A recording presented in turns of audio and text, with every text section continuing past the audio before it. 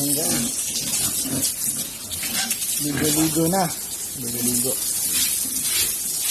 So, yun guys. Malalaki na sila. So, ang bilis talaga lumaki pag gano'n natin. Pag nakasunod tayo sa pagkain nila. Tingnan nyo guys. So, malapit na pong isang buwan. Simula sa ngayon, isang buwan. Ma-harvest na to.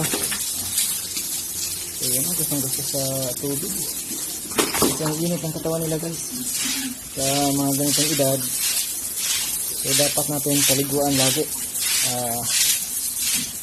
Sa umaga. Tapos, sa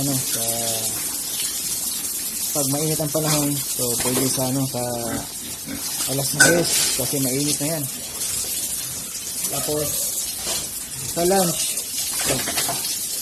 so, ulitin na naman natin sa lunch po. So bibuan na naman natin sa lunch. Pag sa hapon, may follow up tayo last sa hapon.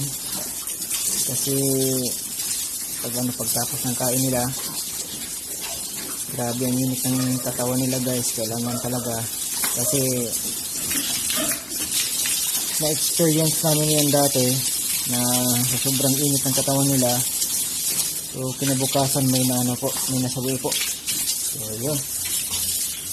So, kailangan natin nasobrahan po sa init ng katawan nila. So yun guys, dapat tayong mga nag-aalaga, so makapansin tayo sa natin. So nakapansin natin sa mga na gusto talagang maligo, yung mga natin. So paliguan talaga natin para hindi sila so pansinin nyo din guys, kasi sa mga ganitong edad kalimitan nilalagnat po.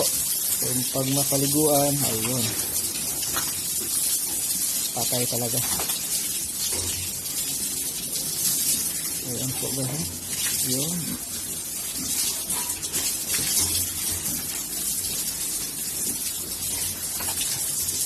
So, ito, may bukol sa liig. Ayun.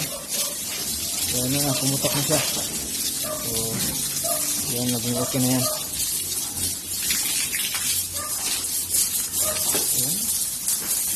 Sayo pa sa tubig. Ayan.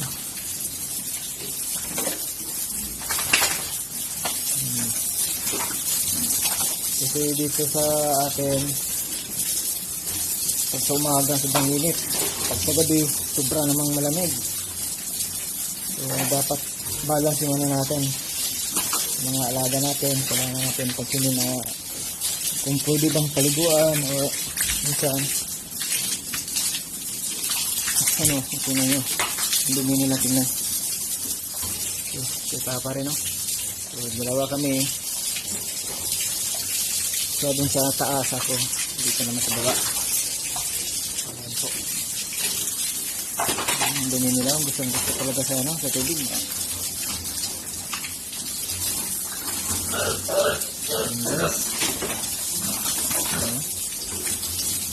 Dito hindi natin malayan, malaki na pa sila.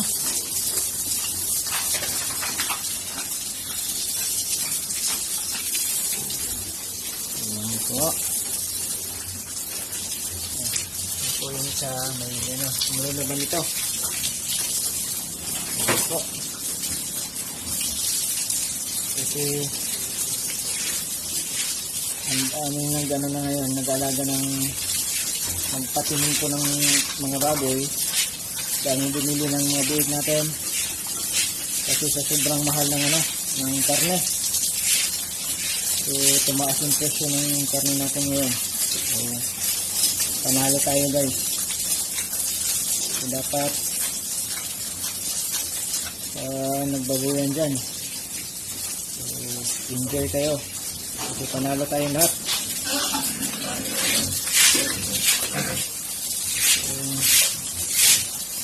Sa panahon ngayon Sa Maynila, ubos na yung mga karne nila. So dito sa Cebu, ang dami dito. Ayan o.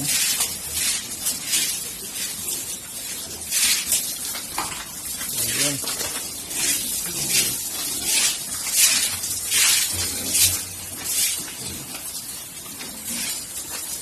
Masarap mag-alaga guys pag ano, pag mano yung alaga nyo. Ayan o. Nataba na sila. Ayan o, kinis pa. Diba?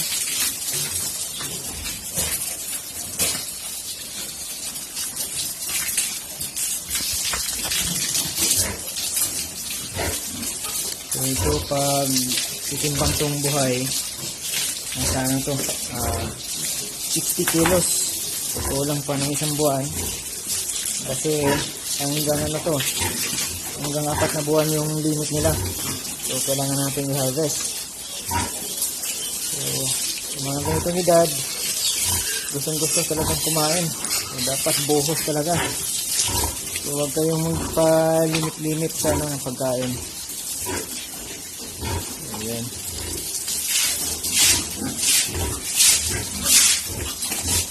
So may dalawang ano, kayak. So, kailangan nating ano, bigyan ng vitamins yan.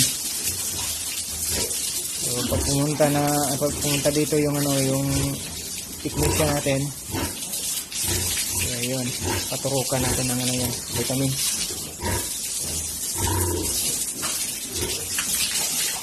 Ha?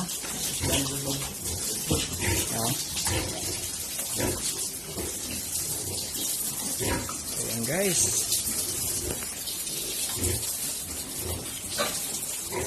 Salamat po sa panonood.